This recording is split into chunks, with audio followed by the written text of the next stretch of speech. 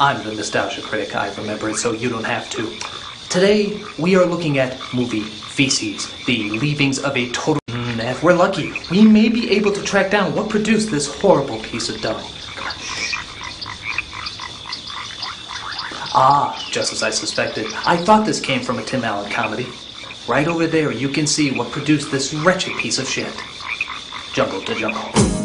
It starts in the heart, way down in the soul. Look at how sloppy the writing is. Look at how confused the humor is. And ask yourself why the hell there's a 2 in the title even though this is a remake and not a sequel. We must be very quiet while we observe it, but let us venture forth and see what could possibly create such a giant piece of anus butter. Look at that. Oh yes, we observe here the cleanest and most pasty white of Amazon tribesmen, who like to stand on the edge of mountaintops and scream inspiringly for the trailer. We then cut to the next best thing that this family film surely thinks will get the kids invested, the stock market.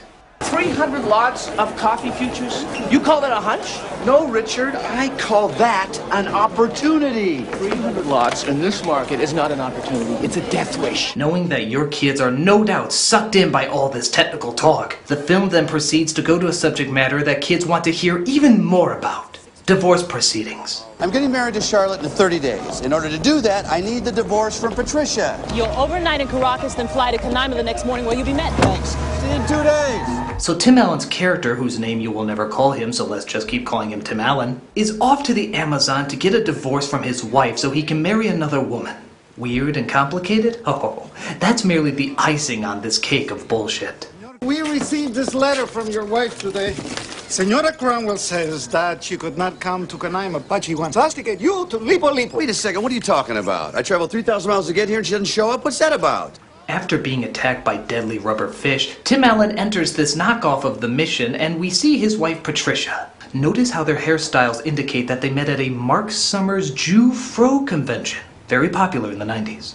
We weren't even married a year and you walked out on me. And now you want a divorce and you think I'm gonna hit you up for money. We both want a divorce. And aren't you? I don't want any money. Great. So we observe that she left because he didn't listen to her much when they were married. I guess he also didn't listen to the part where she was apparently leaving. Nor the incredibly forced plot point that he has a son. 97 at the time, but I was 97 and a quarter. Am I greedy? I feel pretty greedy. I'm going to with wait your till son. 97 and a half. The boy sitting next to the fire over there is your son.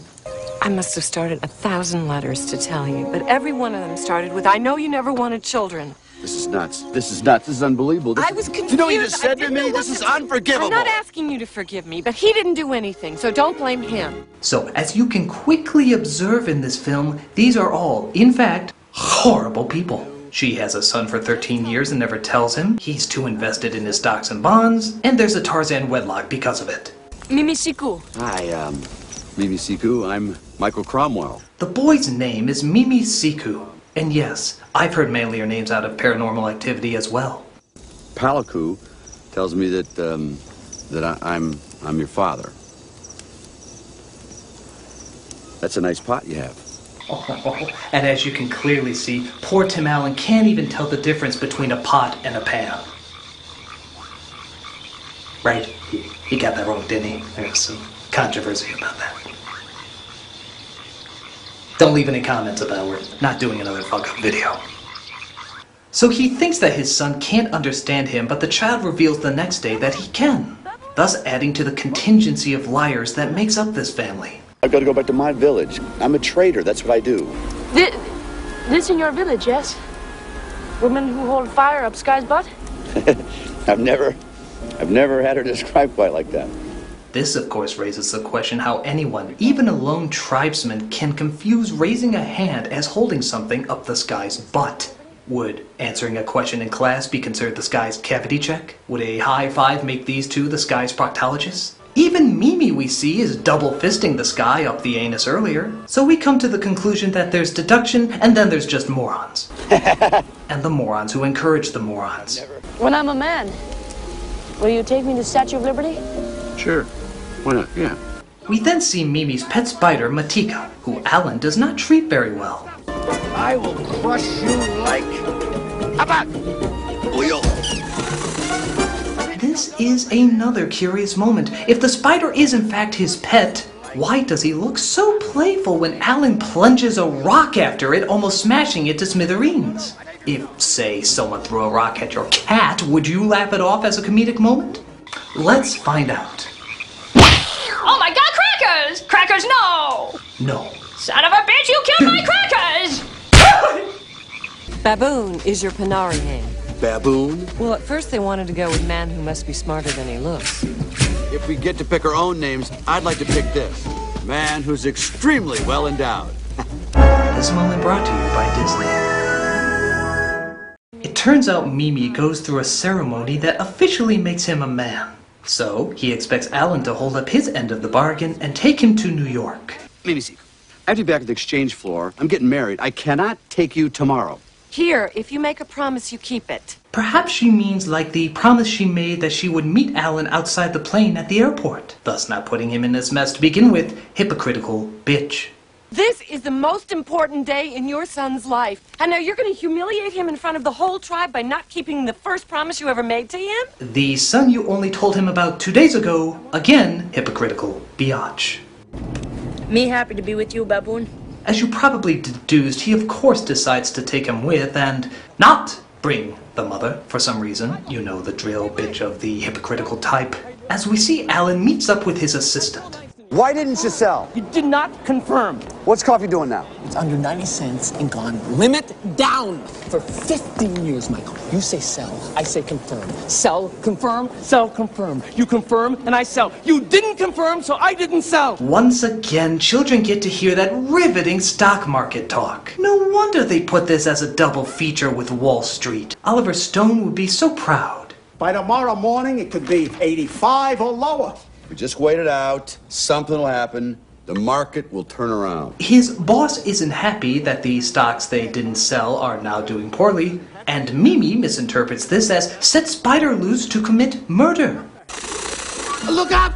It's an alien circle with Mickey Rourke's picture in it. Look at it! Why'd he get killed, Chief? I said I was going to go fight the chief, not kill the chief.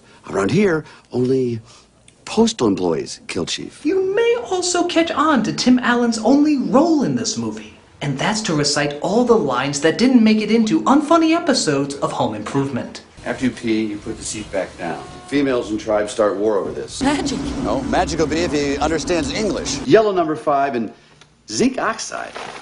They've added a sunblock to it. Wait, I tell a lie. Many of those jokes were from the Geico Caveman show.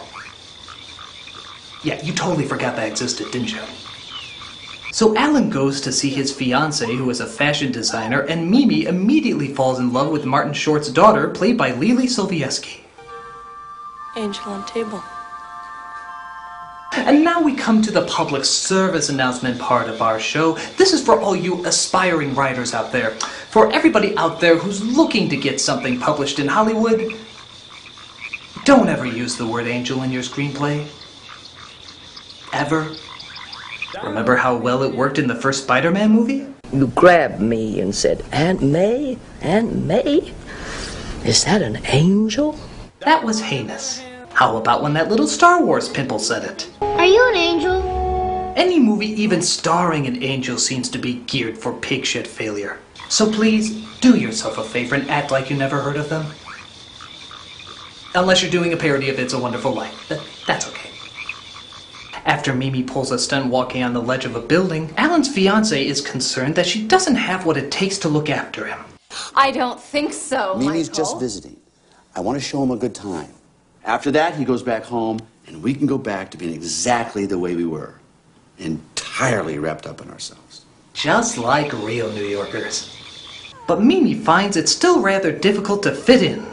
Bonjour. Bonjour. We are all so happy today. Let's go. Wow! After you calm down your children from seeing a pigeon getting stabbed through the neck, you yourself might be wondering, is this funny or horrifying? Even that woman's scream seems hostilely brutal. You laugh, but then you ask, am I going to hell for laughing at that?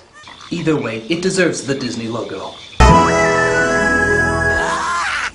Alan has to go to work, so he puts Mimi in the hands of his fiancée.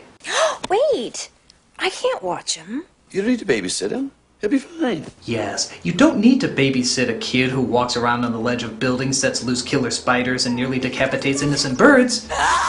He'll be a welcomed addition to the state penitentiary. Oh, and we can add sex offender to that lineup too. Nice poochie poochie. That is the last butchie butchie you're gonna see around here, you little savage! Ah, yes. This is yet another classic Disney phrase that'll make it in the Disney archives.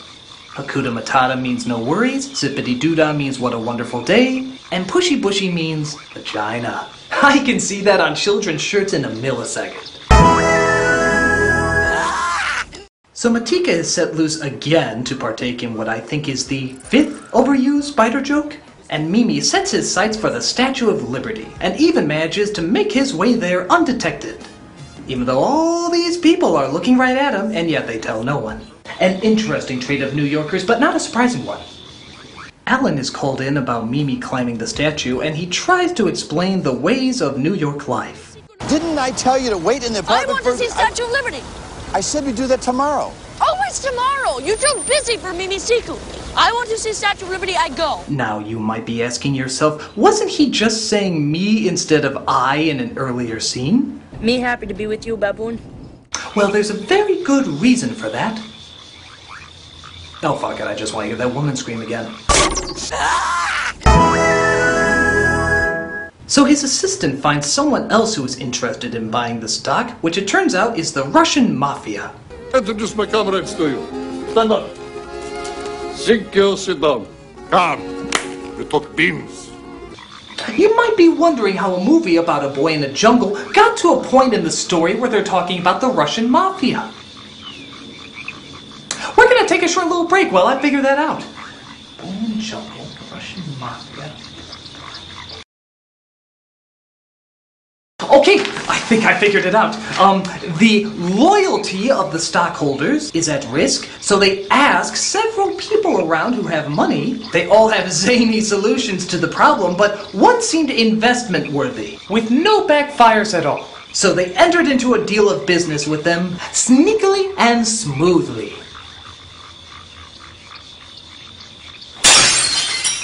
That might be it too.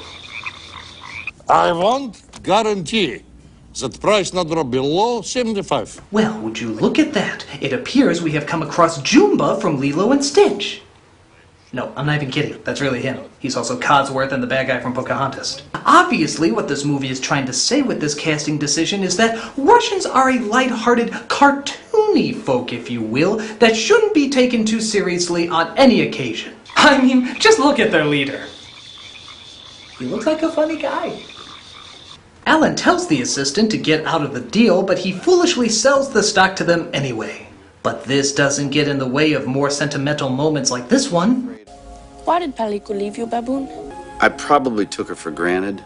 Now you with Charlotte. Yes, I am. Many females in your village, baboon. Mm-hmm. Why you pick only one?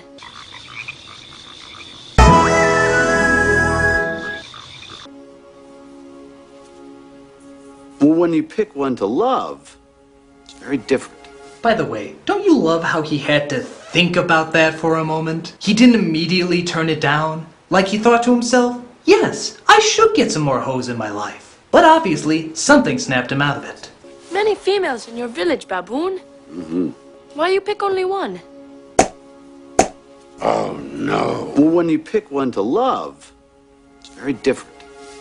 So Alan convinces the mafia later that they want to buy the stock because they don't want to do dealings with the Russian mafia, but as soon as they do buy the stock back, it goes up, making the mafia think they scammed them on purpose. And again, do your children really have the slightest interest in any of this? Why don't we go back to showing Pocahontas for the girls and more animal abuse for the boys? Tarzan's eating Daddy's fish. That's right. While staying at the assistant's house, he cooks up his $1,000 fish. And oddly enough, the most emotion you'll feel for any character in this movie is for the loss of his finned little friends. What we have here is an intercultural misunderstanding. But why don't you tell that to my yellow dwarf cichlids? Because they can't hear anymore. There's still one left. Winky. My most loyal fish. Remember how you used to always follow my finger across the glass? Now I'm gonna have to go like this. Everybody go to bed. Slave. Give me this. No. Yes, come on, sweetheart. All right. Mimi, you go to bed too. It's just, you know, I mean, it's one thing to... Come on. What's Alan up to during all this? Playing with the blowgun, of course, like a rational parent would.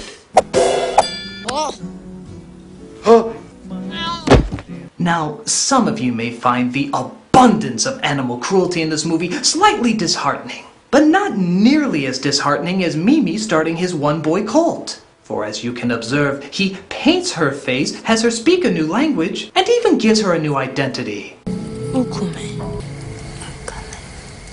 It's pretty. Her parents must be thrilled. John! You started a wildfire in my yard. You ate my yellow dwarf cichlid. And now you're putting the moves in my 12-year-old daughter. Nothing happened. Well, you know what, Karen? You're still going to camp. An all-girls camp. My name's not Karen anymore. It's Akume. That's right, Karen's your slave name. However, the Russian mafia breaks in and holds the family hostage, including little Lily Sobieski. Now, that seems kind of pointless. We all know that she's going to join a shady Russian business in the future anyway. Now, I teach you never to make a fool of Jovanovich again. But look, shh, don't interrupt. We are witnessing what many Disney films were experiencing at that time. A painfully awkward forced slapstick climax. Shh, let us marvel at how unfunny it is. Not one gag is working. Get him, Minnie! I'm coming out! Not even the slightest giggle. Get up, man! Show him what the Kempsters are made of! Notice the absence of a smile on my face.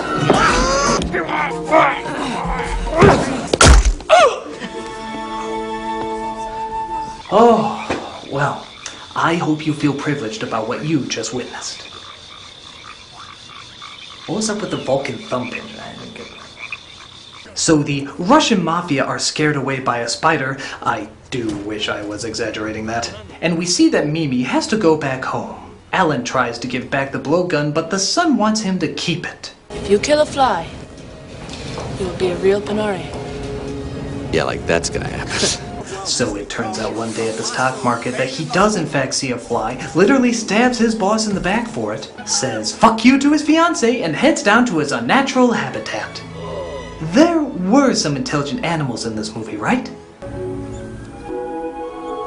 Now you're a Panari baboon. You killed a totally harmless creature that we can get no use out of. We even see Sovietsky's family come with, as her father is totally cool with her diving into piranha-infested waters and getting it on with dances with mullets.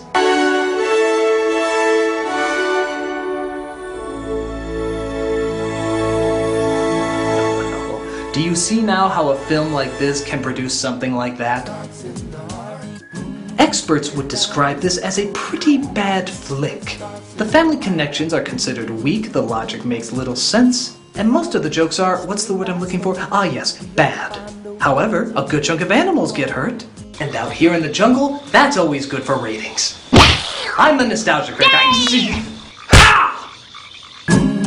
Way down in the soul, it starts in the heart. Brick by brick and stone by stone, we all find a way to build a wall. And all we get is more alone.